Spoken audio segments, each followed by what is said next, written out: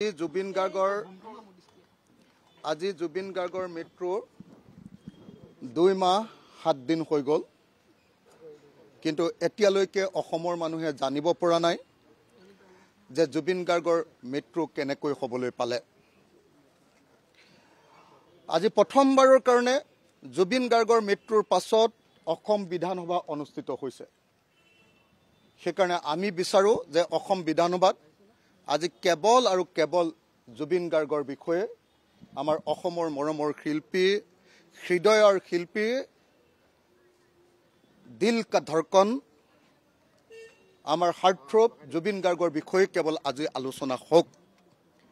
মই চেষ্টা কৰিম এজন বিধায়ক হিচাপে ঐতিহাসিক শিৱসাগৰ বিধানসভা সমষ্টিৰ এটা সন্মানীয় বিধানসভা সমষ্টিৰ এজন বিধায়ক হিচাপে মোৰ চেষ্টা থাকিব যে আজি অসমৰ গৃহমন্ত্ৰী আৰু অসমৰ মুখ্যমন্ত্ৰীৰ পৰা আমি জুবিন গাৰ্গৰ মৃত্যুৰ সম্পূৰ্ণ বিৱৰণ যাতে উলিয়াই ল'ব পাৰোঁ। সেইদিনা 19 ছেপ্টেম্বৰৰ দিনা আচলতে জুবিন গাৰ্গৰ ক্ষেত্ৰত কি হৈছিল শেষৰ সময়খিনিৰ দৃশ্য আমি এতিয়াও দেখা নাই। আমাক দেখুৱাব লাগে, অসমবাসী ৰাইজক দেখুৱাব লাগে শেষ পৰ্যায়ত জুবিন গাৰ্গে কেনেকৈ আমাৰ মাজৰ পৰা আঁতৰি গৈছিল। আমাক লাগে যে কাৰ দুখৰ কাৰণে জুবিন গাৰ্গে এনেকৈ মৃত্যুৰ বৰণ কৰিবলগীয়া হৈছিল সেই কথা আজি স্পষ্টকৈ লাগিব। মুখ্যমন্ত্ৰীয়ে তালি ভালি কৰি থাকিলে নহ'ব।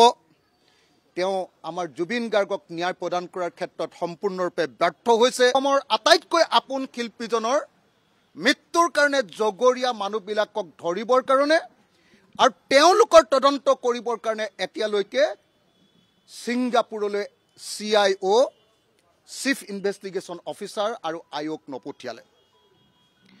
ঘটনা ঘটিছে ছিংগাপুৰত, তদন্ত হৈছে দিছপুৰত।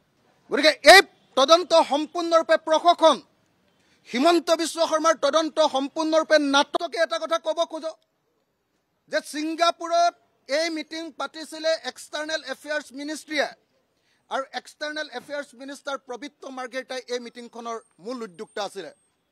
পবিত্ৰ মাৰ্ঘেৰিটাক তদন্তৰ আওতালৈ ননাকৈ তেওঁক গ্ৰেপ্তাৰ নকৰাকৈ কোনো তদন্ত কেতিয়াও সম্পূৰ্ণ হ'ব নোৱাৰে।